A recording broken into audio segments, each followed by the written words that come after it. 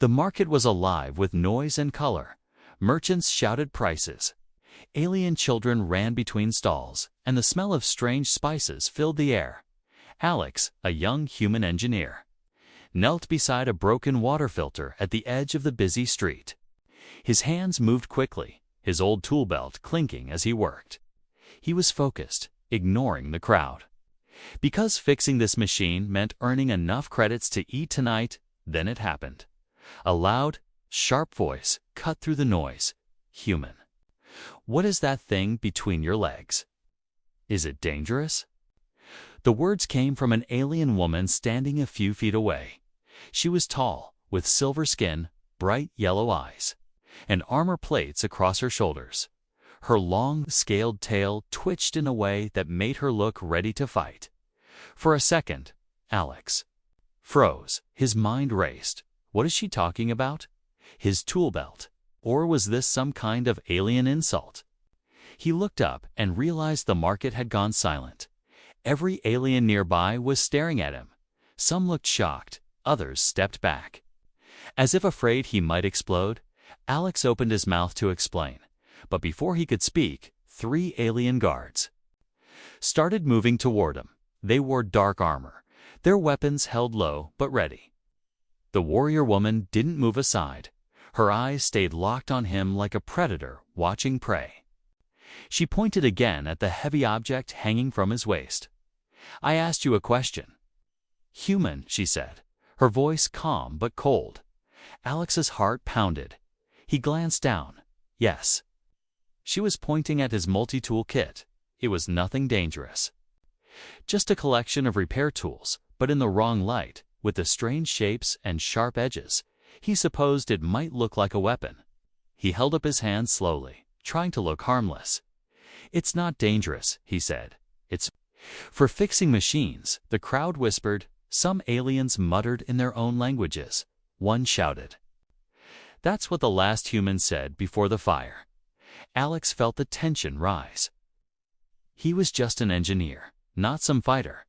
But here, on this alien station, humans were rare.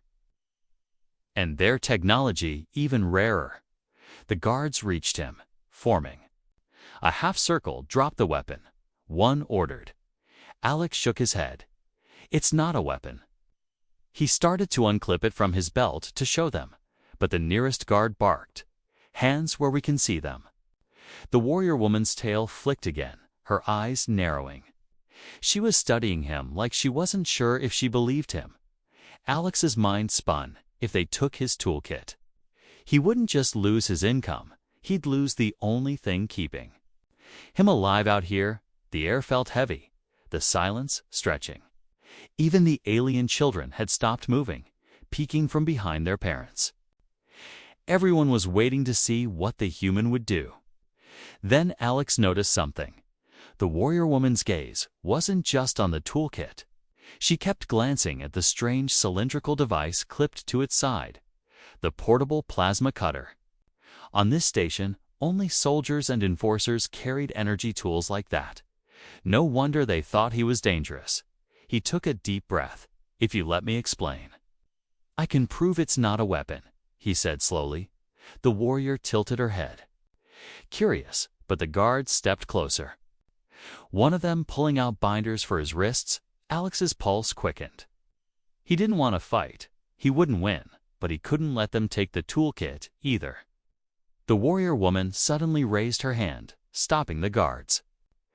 "Let him speak," she said, her voice sharper now. The guards hesitated, glancing at each other. Her eyes never left Alex. "Show me," she ordered. Alex carefully unclipped the kit and held it out. The crowd leaned in, every eye on him. But before he could demonstrate, a loud alarm echoed through the market. Red lights flashed overhead. The guards stiffened. Listening to the radio chatter in their helmets, Alex caught fragments of the alien language, but one word he recognized: human. It wasn't just him. Something was happening across the station, and it had to do with humans, the warriors. Eyes narrowed further. "Looks like you're coming with me."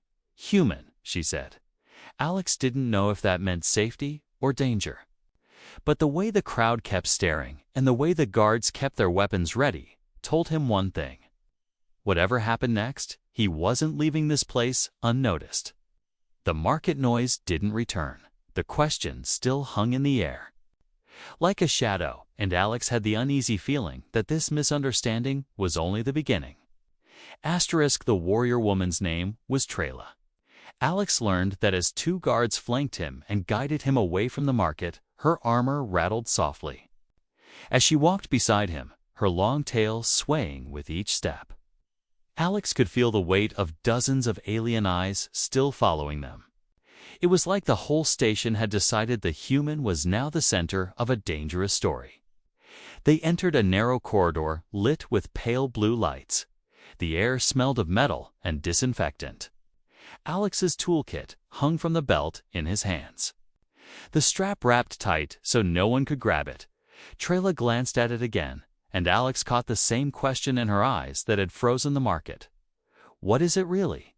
she asked, her voice low now, no longer shouting. "A multi-tool," Alex said, "for repairs. Maintenance, small jobs, it's not for fighting." Trela's brow plates lowered.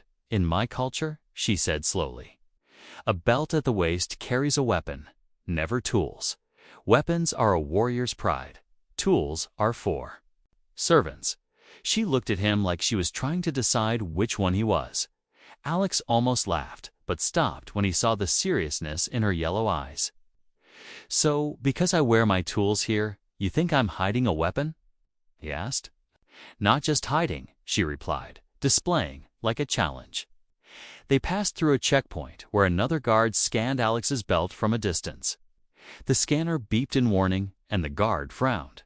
"That's the plasma cutter." Alex explained, "It uses heat to cut metal for repairs." The guard muttered something in his language and shook his head, clearly not convinced. To them, a weapon was still a weapon, no matter what the human called it. Trela slowed her pace as they reached a locked door. She waved her ID chip, and the door slid open with a hiss. Inside was a small holding room, bare except for a table and two metal chairs. "Sit," she said, pointing. Alex sat, placing the toolkit on the table between them. The guards stayed near the door, their hands never far from their weapons. Trela leaned forward, her armored elbows resting on the table. "You said this thing fixes machines," she said. "Show me." Alex unzipped the kit, revealing the compartments filled with human tools, screwdrivers, wrenches, a small welding torch. He picked up the plasma cutter and activated it, a thin blue beam humming to life. The guards tensed instantly, one even stepping forward. Alex quickly aimed it at the metal table edge and sliced a neat line across the corner. No explosion, no blast, just a clean cut. He turned it off and set it down. "That's it," he said. "That's the dangerous thing. It cuts metal so I can fix broken parts." Trela studied the cut in silence, running her clawed fingers over the smooth edge. "This could cut armor," she murmured, almost to herself.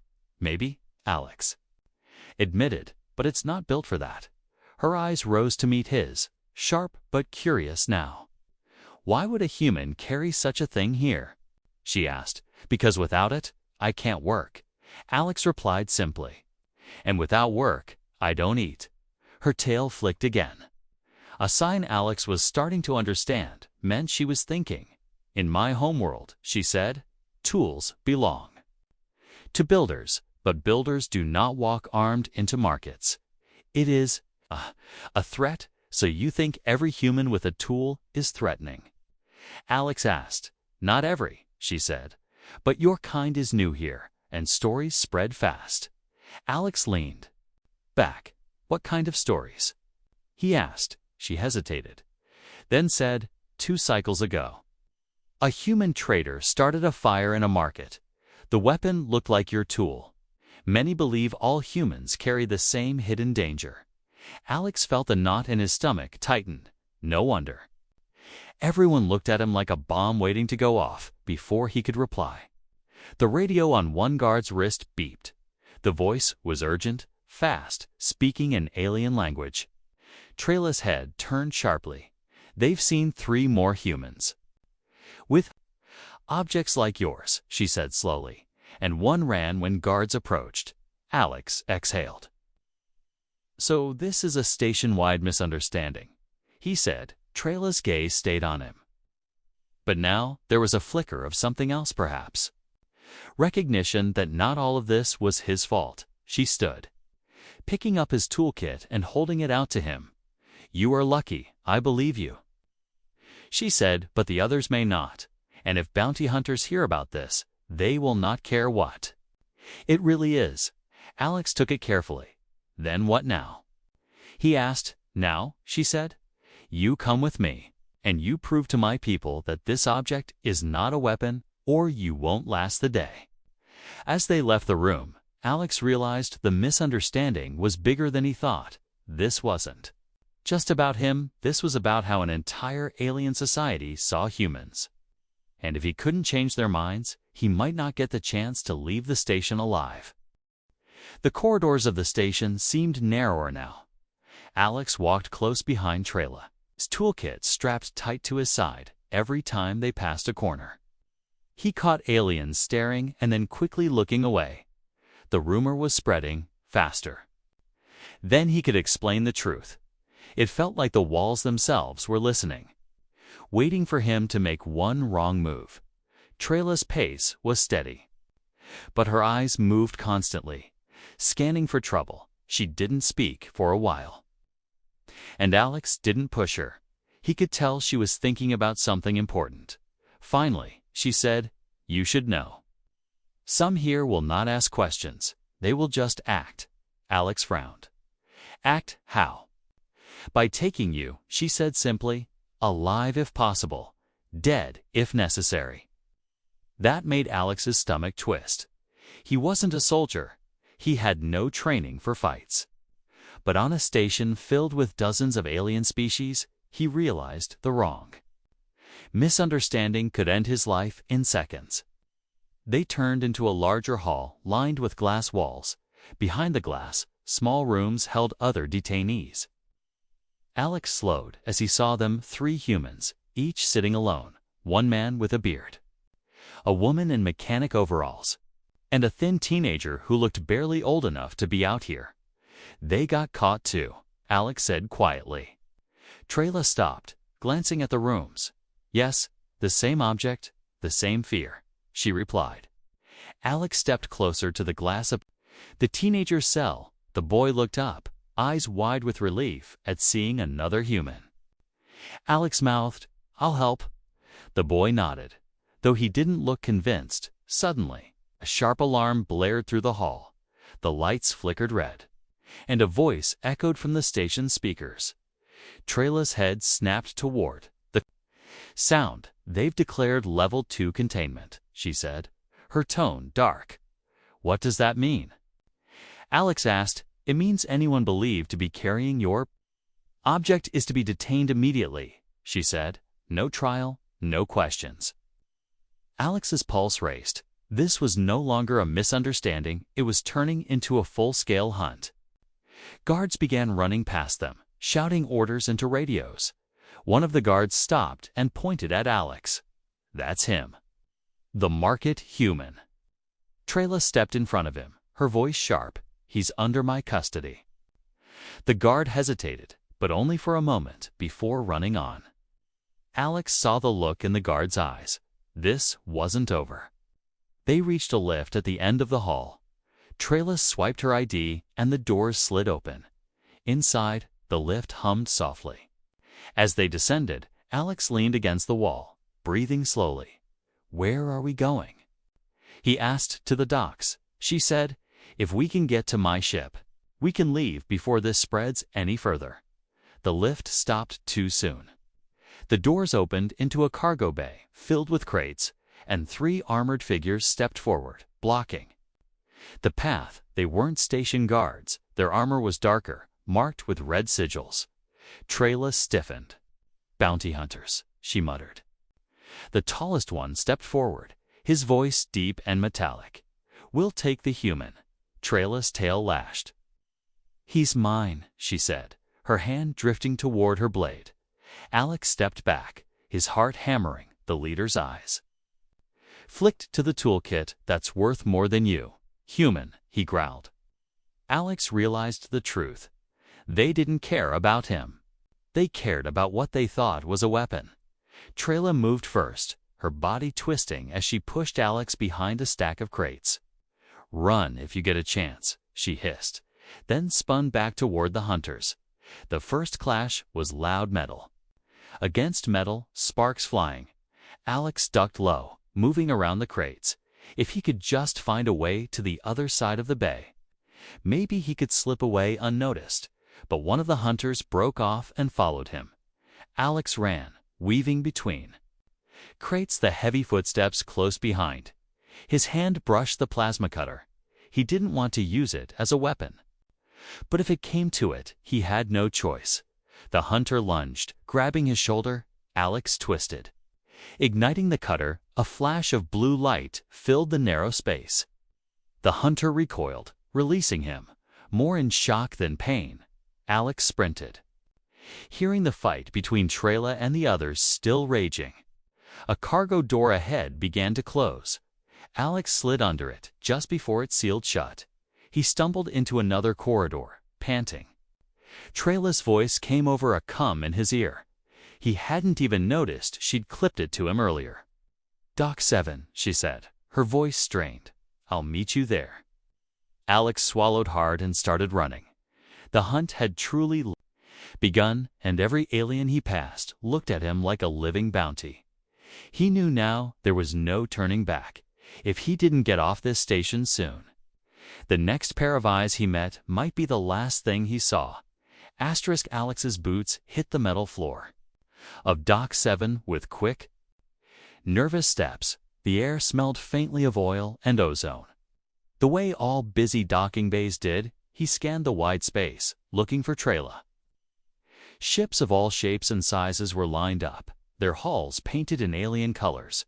Cargo workers moved, quickly, barely noticing him, though a few eyes lingered longer than he liked.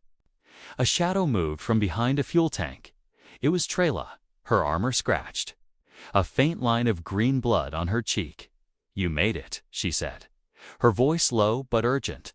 "Barely," Alex replied, glancing over his shoulder.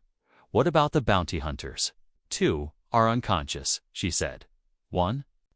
Maybe more than that." Her tone carried no pride, only necessity. She led him toward her ship, a small, sleek craft with dark silver plating. The ramp lowered with a hiss, and they stepped inside, the door sealed, muting the outside noise.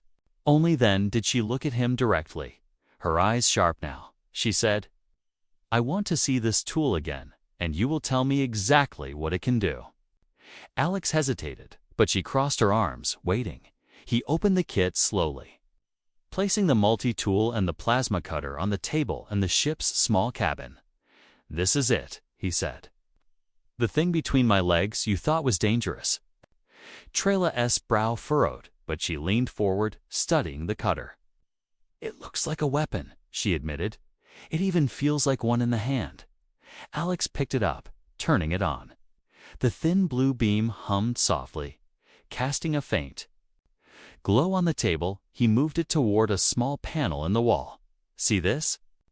he said. "Your coolant line has a fracture here.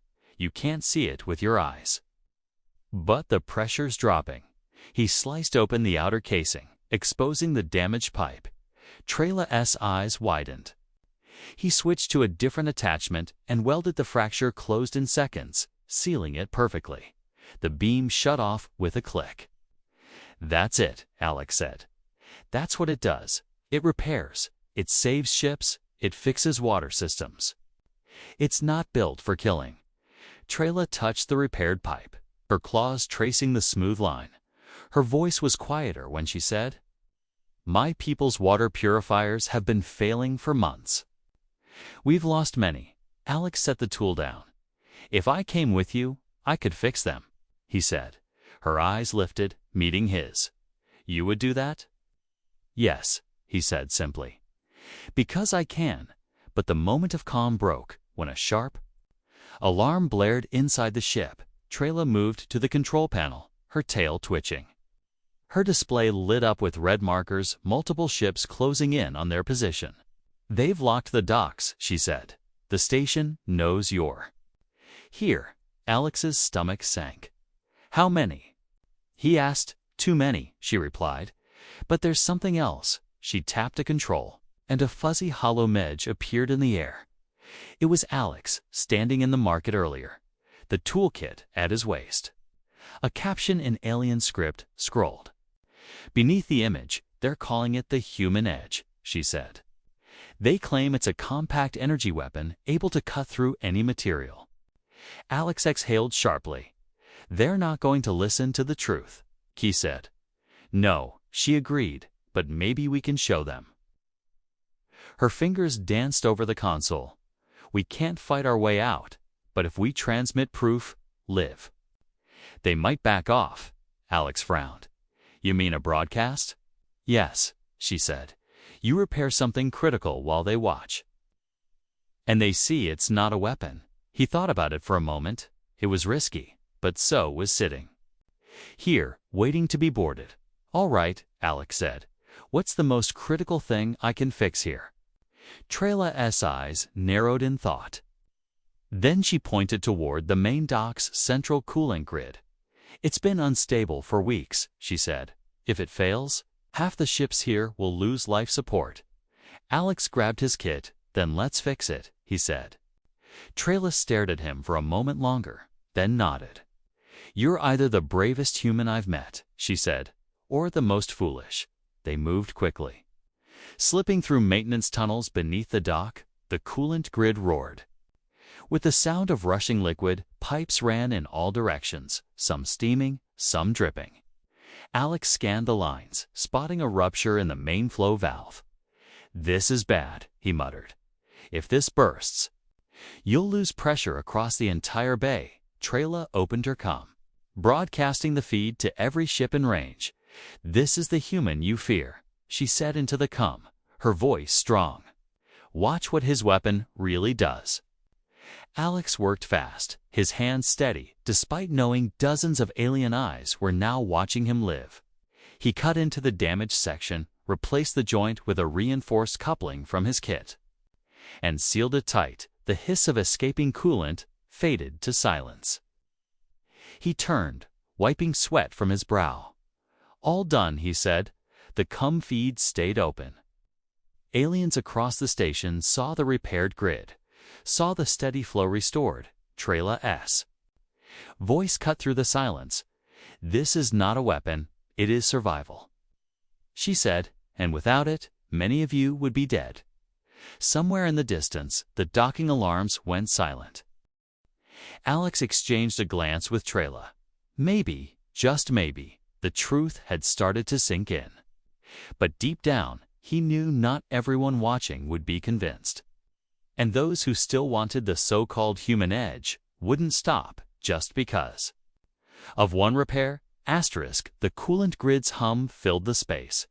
Alex wiped his hands on his pants, feeling the tension in his shoulders slowly ease. For a moment, there was silence on the open broadcast. Then voices in alien tongues began to fill the comms. Some curious, some angry, some skeptical. Trela ended the transmission, but kept the channel ready. Her eyes searched his face. "They saw what you can do," she said, "but that doesn't mean they'll stop." Alex knew she was right. Even if half the station now understood, the other half would still see him as a valuable prize. A human with a weapon worth more than gold. Trela motioned for him to follow. "We have to move before those who are not convinced decide to come for you," she said.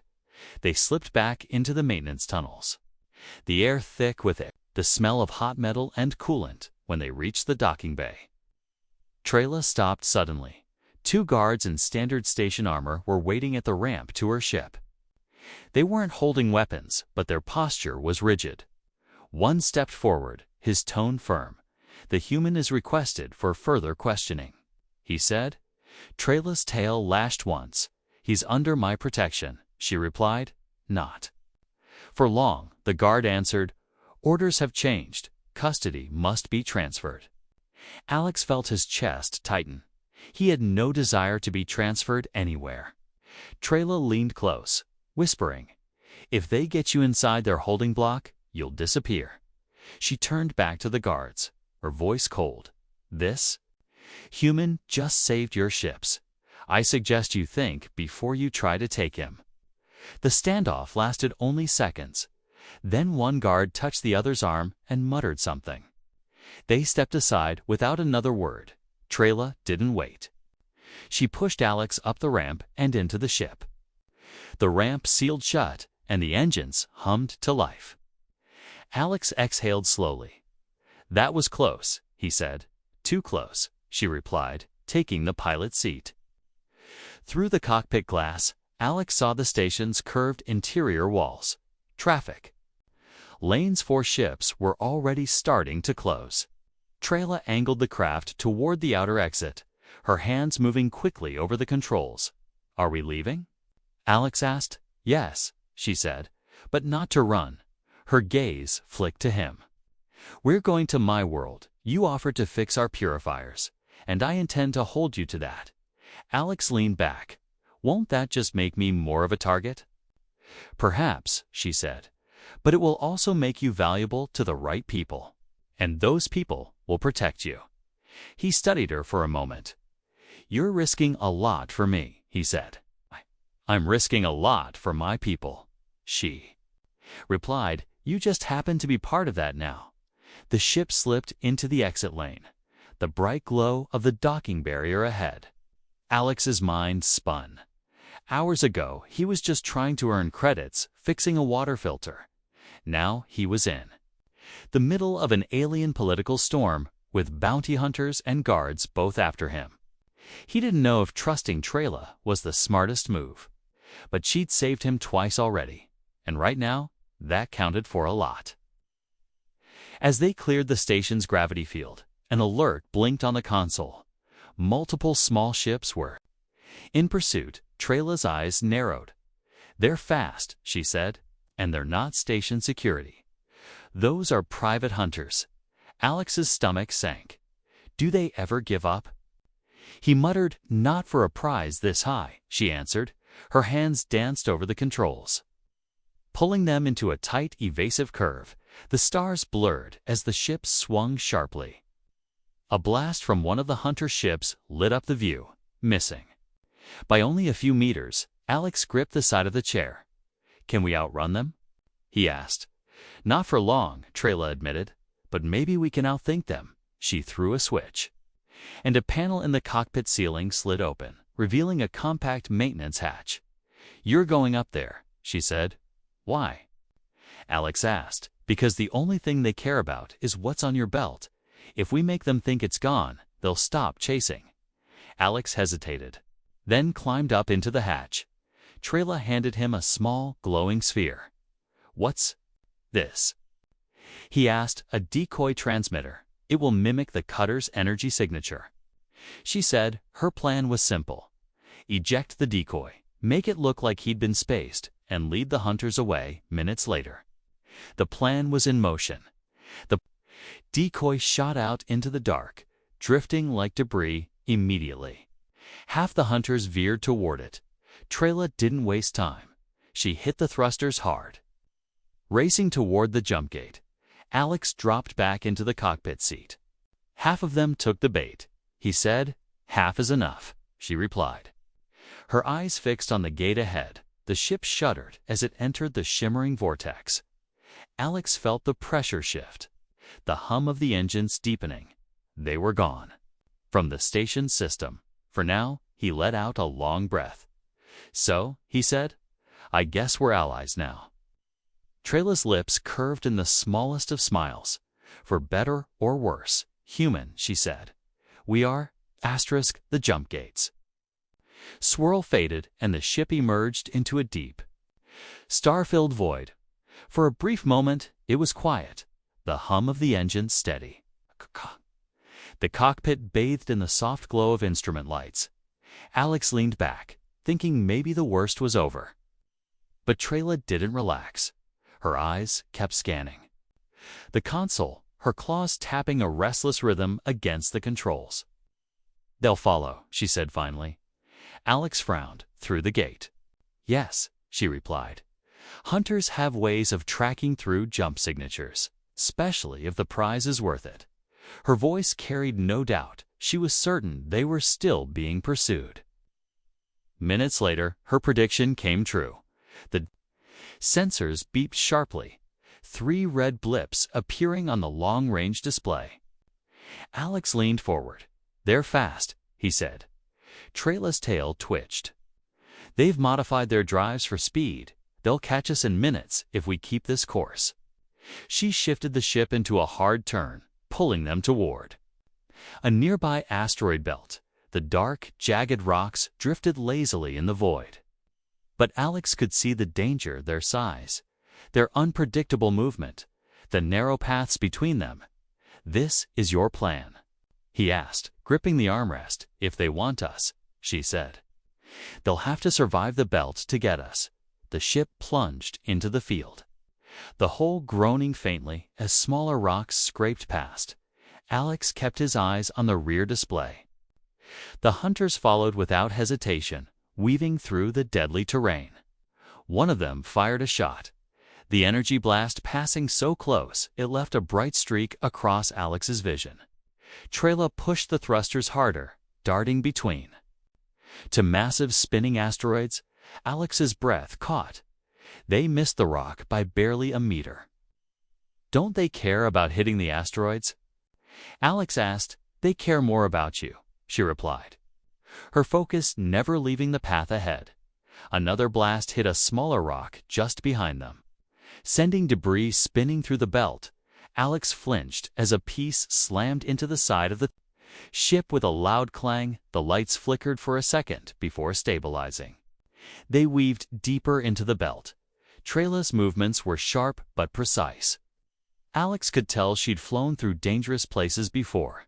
Still, the hunters didn't break off. If anything, they were closing the gap. "They're not giving up," he muttered. "They think you're carrying the human edge," she said. "That's enough to make them risk anything." Alex glanced at the toolkit strapped beside him. "It's just a plasma cutter," he said, frustration in his voice. "To them, it's more," she replied. "And until they believe otherwise, we run." A loud alarm blared suddenly. The rear shields had dropped to 60%. "They're hitting us from behind," Alex said. Trela nodded. "I'll need you to help," she said. "Go to the engineering bay, reroute all non-essential power to the rear shields." Alex unbuckled and rushed to the back of the ship. The engineering bay was small, but filled with glowing panels and humming conduits. He found the power controls and began shutting down everything they didn't need: lighting, secondary systems, even the environmental comfort regulators. The hum of the engines deepened as more power flowed to the shields. "Done," he called through the comm. Back in the cockpit, Trela smiled faintly. "Good," she said. "Now hold on." She pulled the ship into a sharp dive, dropping low into the shadow of a massive asteroid. The hunters overshot slightly, forced to adjust their course. Trela used the moment to swing upward, slipping behind a cluster of smaller rocks for a second. The sensors showed nothing. They were hidden from the hunters' line of sight. But Alex knew it wouldn't last. "They'll find us," he said. "Yes," she agreed. "But now we choose where the chase goes next." She set a new course, this time toward a nearby gas giant with swirling red and gold clouds. The hunters would expect them to avoid it. The storms there were strong enough to tear ships apart. Trela, however, seemed unfazed. "We can ride the edge of the storm," she said. "Use the magnetic currents to mask our trail." As they approached the gas giant, lightning flashed inside the thick atmosphere. The ship shook as they entered, the outer layer buffeted by powerful winds. Alex gritted his teeth, holding on to the console. The sensors flickered, disrupted by the planet's interference. The hunter ships followed, but already their readings would be distorted. We won't lose them here forever, Trela warned. But it might give us the time we need to reach my homeworld and when we get there. Alex asked. She glanced at him. Then, human, we see if you can fix more than just machines, she said, her tone carrying something heavier. Alex didn't press for details. The storm outside was enough to worry about. The ship surged forward, lightning flashing all around. Behind them, the hunter shapes blurred in the swirling clouds. They were still there, but now struggling to keep up. Alex allowed himself one deep breath. This chase wasn't over, but for the first time since it began, they had the slightest edge. The storm clouds thinned as Trela's ship burst free of the gas giant's atmosphere. The sudden calm of open space felt strange after the roaring winds and flashing lightning. Alex checked the rear sensors. The hunters were still there, but farther back now, their signals weak from the planet's interference.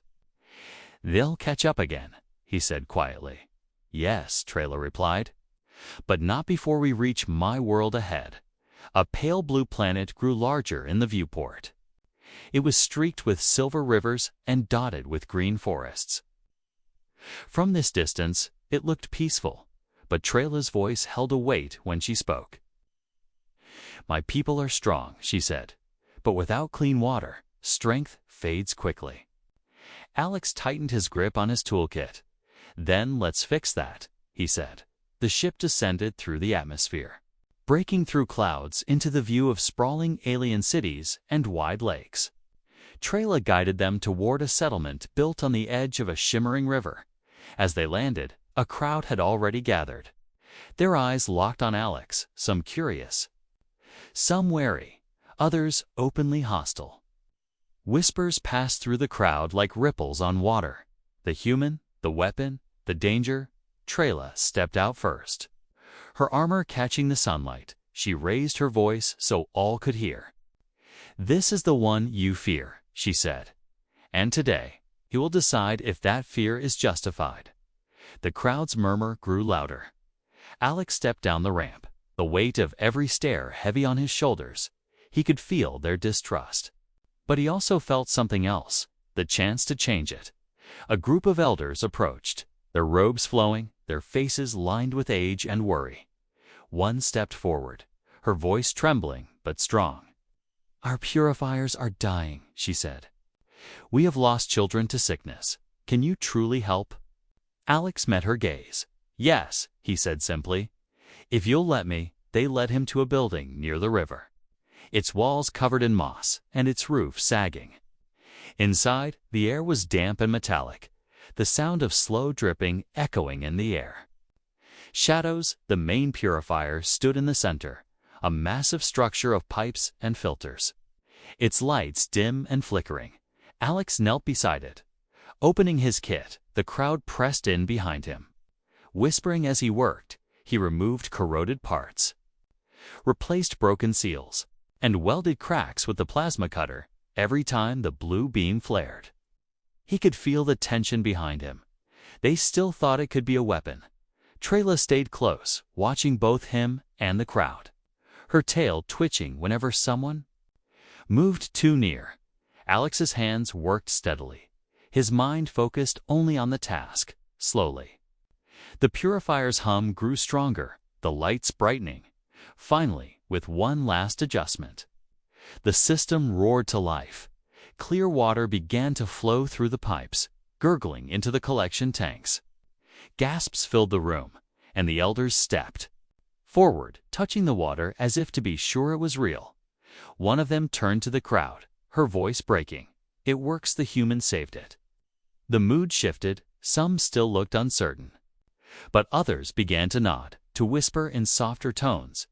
Children ran to fill their cups, splashing water on their faces. Trela looked at Alex, a rare smile touching her lips. You've done more in an hour than some have done in years, she said. But the moment of peace didn't last. A deep rumble filled the air. A hunter ship was descending over the horizon. The crowd scattered in fear. Trela's hand went to her blade, but Alex stepped forward. "Let me talk to them," he said. Her eyes widened, but she didn't.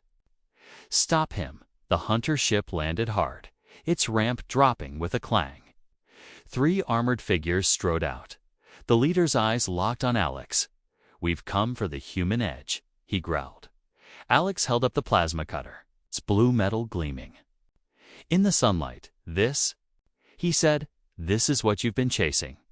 Without waiting for an answer, he turned and pointed to the purifier.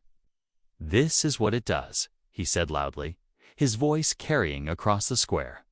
"It saves lives. It doesn't take." Then he activated the cutter and sliced a damaged pipe near the base. Then immediately repaired it. Water flowed again, stronger than before. The hunters hesitated, clearly not expecting such a display. Trayla stepped beside Alex, her voice sharp. "You take him, you take the only one willing to fix what you can't." The crowd began to murmur again, but this time with anger at the hunters. Not at Alex. The leader looked around, realizing the mood had turned against them. He growled once, then turned back toward his ship. "This isn't over, human," he said before retreating up the ramp. The hunter ship lifted off, disappearing into the clouds. The crowd slowly returned, their eyes now filled with something new. Respect. One of the elders stepped forward. Placing a hand on Alex's shoulder, "You are welcome here," she said. Alex looked at Trayla. "Guess I'm not just a target anymore." He said, "No," she replied. "You're a protector now," as the sun dipped toward the horizon. The sound of flowing water filled the air. Alex knew the danger wasn't gone. Hunters would return, rumors would still spread, but for now, it'd proven something important, not just to them, but to himself, that sometimes humanity's greatest strength wasn't in weapons at all, but in the will to fix what's broken.